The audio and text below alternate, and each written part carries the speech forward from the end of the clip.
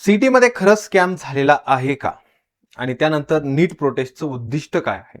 या सर्व गोष्टीवरती मी आता चर्चा करतो. सुरुवातीला नीट मध्ये काय स्कॅम झालेला आहे, कशा पद्धतीने मुलांचे जे काही मार्क्स आहेत यामध्ये मला डाऊट आहे. यावरती माझा कोणावरतीही आक्षेप नाहीये. जे विद्यार्थी खरंच एखाद्या विद्यार्थ्याला 30-40 मार्क असतील आणि त्याने जर 99% घेतले असतील तर चांगली गोष्ट आहे. त्याच पद्धतीने आता मी तुम्हाला ज्यावेळेस प्रोव्हिजनल लिस्ट बघितल्या तर यामध्ये मला कशा पद्धतीने काय डाऊट वाटला मी ते तुम्हाला थोड्याशा पद्धतीने एक्सप्लेन करून सांगतो. आता ज्यावेळेस काय होतं, जर समजा 99 मार्क घेणारा विद्यार्थी आहे सीईटी मध्ये, आता जवळपास आपल्याकडे 25 पेक्षा जास्त विद्यार्थ्यांनी 99 मार्क घेतलेले आहेत. त्यांचे मी 12वीचे मार्क बघितले. म्हणजे एक तर असा आहे त्याने मॅथ मध्ये किती मार्क्स मिळालेत? 100.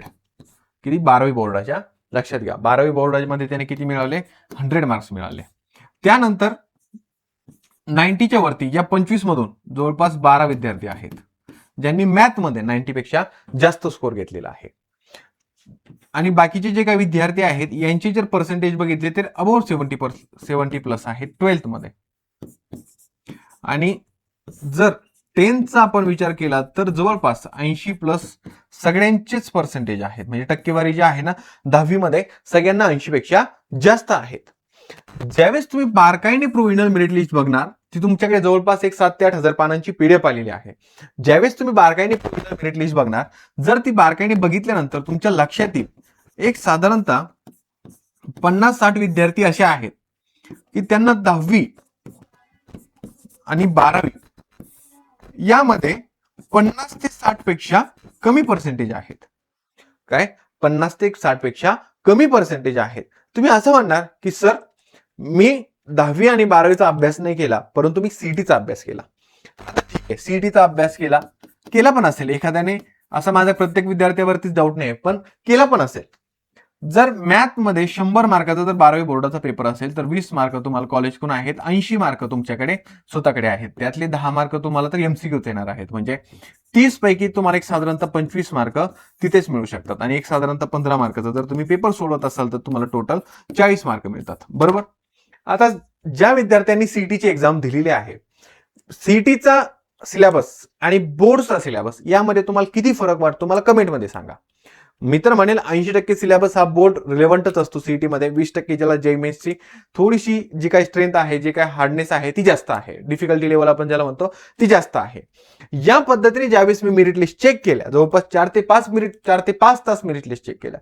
ज्या चांगल्या पर्सेंटाइल विद्यार्थी होते त्यांची जर 12वीचे जर तुम्ही टक्के पाहिले ना जवळपास 60 पेक्षा जास्त आहेत. आणि काही विद्यार्थी असे आहेत की ते 50 पेक्षा पण कमी आहेत. त्यांचे 12वी नाही, त्यांचे 10वी पण बघितले. 10वीला तर सगळ्याच विद्यार्थ्यांनी, म्हणजे मी सांगेल 80 पेक्षा ज्यावेळेस जास्त पर्सेंटेज विद्यार्थी आहेत त्यांचे ऍप्लिकेशनचे पीडीएफ ज्यावेळेस आमच्याकडे असतात, एक्सेल मध्ये आम्ही ज्यावेळेस बघितलं ना तर 10वी मध्ये ज्यांना आता सीईटी मध्ये 80 पेक्षा जास्त पर्सेंटेज आहेत त्या विद्यार्थ्यांना 10वी मध्ये पण 80 पेक्षा जास्त टक्के आहेत. परंतु काही विद्यार्थी मला त्या मेरिट लिस्ट मध्ये असे दिसतात की त्यांना कमी पर्सेंटेज आहेत 10वी मध्ये पण. मला सांगा, तर 10वी मध्ये कमी टक्केवारी विद्यार्थ्यांनी 99 घेऊ शकतो का? मी हे का बरं सांगतोय ते लक्षात घ्या.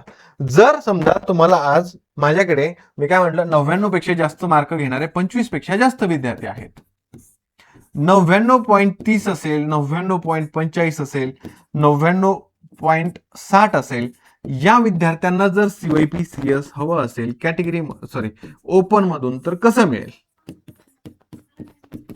काय? यांना जर सीओईपी सीएस हवं असेल तर ते कसं मिळेल? का बरं? कारण की सीओईपीचा जो काय कट ऑफ आहे तो 99.85च्या वरती जातो. अशा पद्धतीने आता सीओईपी मध्ये मला ऍडमिशन पाहिजे, मला व्हीजीटीआय मध्ये ऍडमिशन पाहिजे, इथे तर मॅनेजमेंट कोटा नाहीये. काय? इथे तर मॅनेजमेंट कोटा नाहीये. मग आता या ठिकाणी ऍडमिशन कसं मिळवायचं ते सांगतो.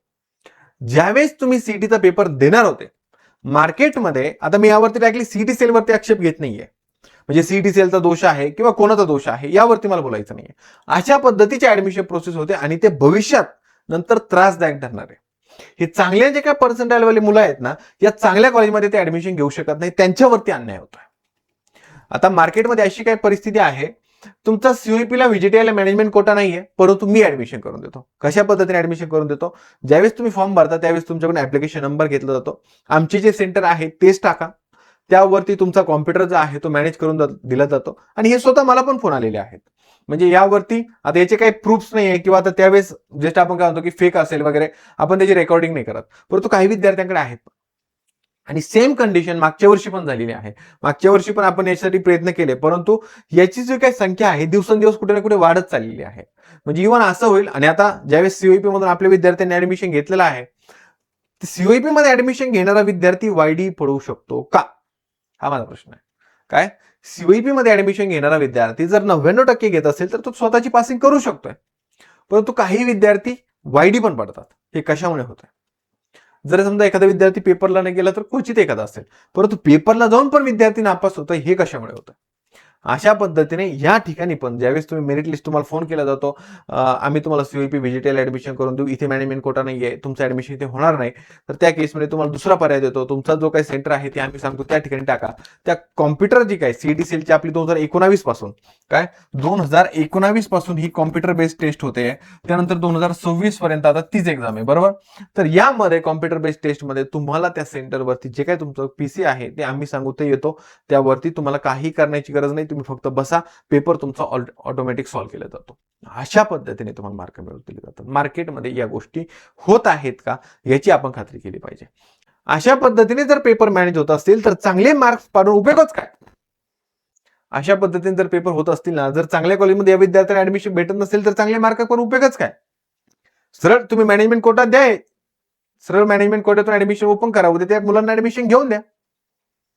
अशा पद्धतीने या सीईटीच्या पेपरमध्ये पण मला कुठं ना कुठं काहीतरी अडचण वाटतीये, आणि हे जर प्रत्येक वर्षी अशा पद्धतीने चाललं असेल तर कुठं ना कुठं याचा भविष्यात नक्कीच तोटा होऊ शकतो, आणि यावरती कोणीही गांभीर्य घ्यायला तयार नाहीये. मागच्या वर्षी पण या सर्व गोष्टी झाल्या, यावरती बरेच कोर्टात वगैरे पण प्रकरण गेले, परंतु पुढे काही याचे व्यवस्थितरित्या पुरावे नाही भेटले, कारण की आता हे सगळं सायबर क्राईम मध्ये याचे पुरावे व्यवस्थितरित्या भेटले नाही, तर त्या केसमध्ये याचं काहीच करू शकत नाही. परंतु असं जर काही आढळलं तर तुम्ही आमच्याशी कॉन्टॅक्ट करू शकता, स्क्रीनवरती नंबर आहे, यावरती आपण काय ऍक्शन घ्यायची आहे यासाठी नक्कीच प्रयत्न करूयात. आता दुसरी महत्वाची गोष्ट, नीट प्रोटेस्ट का बरं सुरू आहे, आणि आता बऱ्याचशा विद्यार्थ्यांना असं आता सध्या काउन्सिलिंगला नीटची जी काय क्राऊड आहे तो भरपूर आहे. नीट प्रोटेस्टमुळे भरपूर साऱ्या विद्यार्थ्यांचं नुकसान झालेलं आहे. नुकसान काय झालेलं आहे ते सांगतो. रिनीट झाली, माझ्याकडे अक्षरशः असे काही विद्यार्थी आहेत 450 स्कोर येत होता, आता स्कोर आहे 310, आणि ती मुलगी अक्षरशः मला काय म्हटली माहितीये का तुम्हाला, की हिचा तिसरा डॉप आहे, सर मला काही झालं तर तुम्हाला यावर्षी, म्हणजे तिने 450 मार्क भेटले, तिला गव्हर्नमेंट बीएमएस मागच्या वर्षी मिळत होतं, परंतु ती म्हणली की मी एमबीबीएस साठी प्रयत्न करते. ती अक्षरशः म्हणली की सर माझं जर यावर्षी ऍडमिशन झालं नाही तर घरचे आता सरळ ऍडमिशन प्रोसेसच्या म्हणजे पुढचं शिक्षण माझं थांबवणार आहे, त्यामुळे तुम्ही ऍडमिशन माझं करून द्या. म्हणजे अशा पद्धतीची कंडिशन आहे. जर गोर गरीब घराण्यातला विद्यार्थी, तुम्ही मला सांगा प्रायव्हेटला 15-16 लाख रुपये कशी फी भरू शकतो? नाही भरू शकत. दुसरी महत्वाची गोष्ट, ओएमआर, हा ओएमआरचा एक फार मोठा घोटाळा आहे. तुम्ही आता सोशल मीडियावरती एका पालकांची पोस्ट बघितली असेल, त्यांच्या हातामध्ये ना भरपूर सारे ओएमआरचे पेजेस आहेत. म्हणजे अगोदर त्यांच्या मुलाची ओएमआर वेगळी आली होती, त्यांनी मेल केल्यानंतर त्यांना ओरिजिनल ओएमआर आली. असाच सेम प्रकार आमच्याकडे पण घडलेला आहे. यामध्ये तुम्हाला त्याच्यापेक्षा वेगळी गोष्ट सांगतो, खूप हुशार विद्यार्थी, या वर्षी त्याने 600 स्कोर केला. मागच्या वर्षी त्याने पेपर ज्यावेळेस दिला त्यावेळेस ओएमआर मध्ये 540 मार्क आले होते, 540. परंतु आता 540 आल्यानंतर त्याने ती ओएमआर डाउनलोड वगैरे नंतर केली नाही, आणि ज्यावेळेस ओएमआर त्याचा सीईटीचा रिझल्ट, सॉरी नीटचा ज्यावेळेस रिझल्ट आला त्यावेळेस त्याला दाखवलं गेलं की 27 मार्क आहे, आणि ओएमआर ज्यावेळेस तो त्याच्या मेल आयडी बघायला गेला तो ओएमआर डिलीट केलेली होती. आता मला सांगा, एका वर्षात 27 मार्काचा विद्यार्थी 600 मार्क घेऊ शकतो का? नाही घेऊ शकत, केव्हाही नाही घेऊ शकत नीट. तर त्याच ठिकाणी त्याने 540 जे मार्क घेतले होते ते खरे होते, आता या वर्षी त्याला 600 मार्क आलेले आहेत. म्हणजे अशा पद्धतीने कुठं ना कुठं जो काही सिस्टीम एरर आहे तो कुठं ना कुठं व्यवस्थितरित्या केला पाहिजे. याच्यामध्ये काय आहे, जो गोरगरीब घरातला विद्यार्थी आहे याच्यावरती जास्त अन्याय होतो. तो कारण की पैसे भरून पण ऍडमिशन घेऊ शकत नाही मॅनेजमेंट कोट्यातून, आणि चांगले मार्क, एवढे मार्क पडून पण त्याला गव्हर्नमेंट बीएमएस मध्ये एमबीबीएस ला ट्राय नाही करू शकत. आता या ठिकाणी जर या विद्यार्थ्यांसोबत जर असा प्रकार घडला तर बाकी कित्येक विद्यार्थी असे असतील की त्यांना वाटत असेल की, म्हणजे ग्रामीण भागातून तर पालक पण बऱ्यापैकी समजा अडाणी असतील, वेल एज्युकेटेड नसतील, तर त्या ठिकाणी त्यांना वाटतं की आपल्या मुलाचा दोष आहे, आपल्या मुलाला तेवढे मार्क नसतील पडलेले. परंतु जे 600 मार्क घेणारा विद्यार्थी आहे तो ग्रामीण भागातीलच आहे, त्याने 600 मार्क घेतले. आणि त्याच्यानंतर मी त्याचं बऱ्यापैकी त्याची ऍडमिशन प्रोसेस संपल्यानंतर त्याचा मोटिवेशनलसाठी आपण त्याचा इंटरव्ह्यू पण घेणार आहे, त्याने कशा पद्धतीने केला. म्हणजे ही गोष्ट लक्षात ठेवा, गोर गरीब घरातील विद्यार्थी एवढी सारी फी कशाही पद्धतीने भरू शकत नाही. हा सिस्टीमचा एरर आहे. रिलीट एक्झाम मध्ये तुम्हाला सगळ्यात जास्त सांगतो, तुम्ही सोशल मीडियावरती बघा की एक वेगळी बाजू मीडिया दाखवतोय, एक वेगळी आतली वेगळी बाजू आहे, विद्यार्थ्यांची बाजू मांडतोय. विद्यार्थ्यांसाठी खूप भयानक त्रास आहे हा. म्हणजे आता मी एक समजा, तुम्ही आज नीटची एक्झाम दिली, आज तुम्हाला जर 450 स्कोर येत असेल आणि जर तुम्ही बघितलं 450 स्कोर वरती मला गव्हर्नमेंट बीएमएस ला नंबर लागतोय, बीडीएस करत असेल तर बीडीएस ला नंबर लागतोय, 530 स्कोर येत होता, त्यानंतर वेगवेगळे स्कोर येत होते, माझा कुठं ना कुठं नंबर लागतोय आणि नंतर कळतंय की आता तुम्हाला परत पेपर द्यावा लागणार आहे. काय नंतर कळतंय परत पेपर द्यावा लागणार आहे. कित्येक मित्र असं म्हणतोय, नीटच्या एक्झामसाठी, नीटच्या प्रिपरेशनसाठी कित्येक विद्यार्थी असा आहेत की ज्या 2 वर्षाच्या प्रोसेसमध्ये, अभ्यासाच्या तयारीमध्ये सगळ्या गोष्टींचा त्याग करतात. म्हणजे ना कुठे लग्नाला जातात, ना कुठे पार्टीला जातात, ना कुठे फिरायला जातात, फक्त अभ्यास करतात. आणि त्या कंडिशनला जर असं होत असेल, हा एरर कुठे आहे माहिती का, सिस्टीम मध्ये एरर आहे. याच्यामध्ये कित्येक लोक आज वेगवेगळ्या पद्धतीने त्यांची बाजू मांडतात आहे, परंतु या ठिकाणी माझ्या मते विद्यार्थ्यांचा विचार करा. आज विद्यार्थी रस्त्यावर यायला भाग पडलेले आहेत. म्हणजे आज तुम्ही जर न्यूज वरती बघितले ना, एक नाशिकचा विद्यार्थी, नाशिकच्या मुलाचा एक क्लिप बघितली, 30 ते 40 सेकंदाची, त्या विद्यार्थ्याच्या भावाने आत्महत्या केलेली आहे. 21 विद्यार्थी आहेत की ज्यांनी आत्महत्या केली. मग का बरं या सगळ्या गोष्टींमध्ये दुरुस्ती केली जात नाही? म्हणजे चांगले मार्क पाडणारा जर विद्यार्थी आज आत्महत्या करण्यास प्रवृत्त करत असेल, उद्या ना कधी आपण या सिस्टीमचा भाग होणार आहोत. यासाठी आपल्याला लढायचं. अशा पद्धतीने जर सगळेच पेपर जर कुठं ना कुठं फुटत असतील, मॅनेज होत असतील, तर हे कुठं ना कुठं थांबलं पाहिजे असं माझं मत आहे. चांगल्या मार्क पाडणाऱ्या विद्यार्थ्यांना प्राधान्य द्या. त्यांच्या हक्कासाठी आजचा जो काही नीटचा प्रोटेस्ट जो आहे तो चालू आहे. वी वॉन्ट जस्टिस, म्हणजे अशा पद्धतीने तुम्हाला या सगळ्या गोष्टी त्या ठिकाणी तुम्हाला बघायला मिळतंय. कित्येक विद्यार्थी, म्हणजे मी तर अशा काही क्लिप बघितल्या की पोलिसांनी महिलांना मारलंय किंवा ते अशा पद्धतीने, जर तुम्ही कोणत्याही सिस्टीमला ब्लेम करत नाहीये, परंतु या सगळ्या ज्या काही पेपर फुटीच्या ज्या काही गोष्टी आहेत ना, जे काही सिस्टीम मध्ये एरर येत असेल, ओएमआर चेंज का होऊ शकते? मी जर पेपर दिलाय, मला जर 600 मार्क पडतात, मला 540 मार्क पडतात, माझी ओएमआर बदलली जाते आणि मी काहीच करू शकत नाही. 540 मार्क मिळवणं ही सोपी गोष्ट नाही, लक्षात घ्या. एवढा मोठा जो काय पेपर आहे, एवढ्या सगळ्या गोष्टी आहेत आणि ह्या आज नाहीये, 2024 ला पण झालेले, 2025 ला पण आहे. तुम्हाला अजून एक रियालिटी सांगतो. असे विद्यार्थी पाहिलेले आहेत, असे फोन्स तुम्हाला आलेले आहेत, 65 लाख रुपये द्या. म्हणजे मेडिकलमध्ये जर तुम्हाला मॅनेजमेंट कोटीतून ऍडमिशन घ्यायचं असेल महाराष्ट्रात, तर कमीत कमी 1,30,00,000 बजेट सुरू होतात चांगल्या कॉलेजमध्ये. 65 लाखात जर तुम्ही एमबीबीएस ची सीट मिळत असेल तर तुम्ही घेणार की नक्कीच घेणार. यासाठी हा सिस्टीम एरर ओएमआरचा चेंज केला जातो. विद्यार्थ्यांचे मार्क बदलले जातात. जर समजा एखादा विद्यार्थी जर तेच अन्याय सहन करून तो पुन्हा रिपीटला बसला, जर त्याने त्याच्या जीवाचं बरं वाईट केलं, ऑलरेडी त्याला चांगले मार्क पडले होते आणि या सिस्टीमच्या एररमुळे जर त्याचा जीव जात असेल, तर कुठे ना कुठे हे थांबलं पाहिजे. यासाठी नीट प्रोटेस्ट आहे, लक्षात घ्या.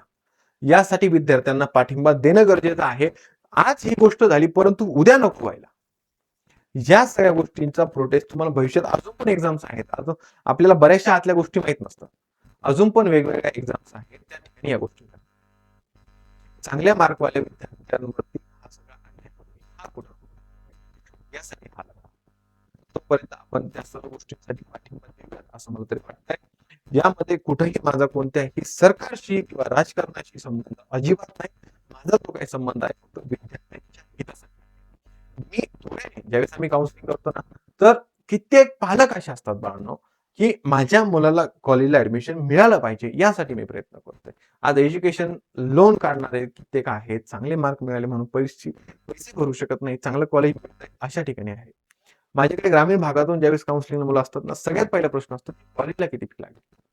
आणि जर एवढं सारा परिस्थितीमध्ये जर त्या विद्यार्थ्यांना या सगळ्या गोष्टी फेस करत असतील, तर कुठल्या सिस्टीम मध्ये दुरुस्ती करणं यासाठी हा आहे. त्यासाठी आपण नक्कीच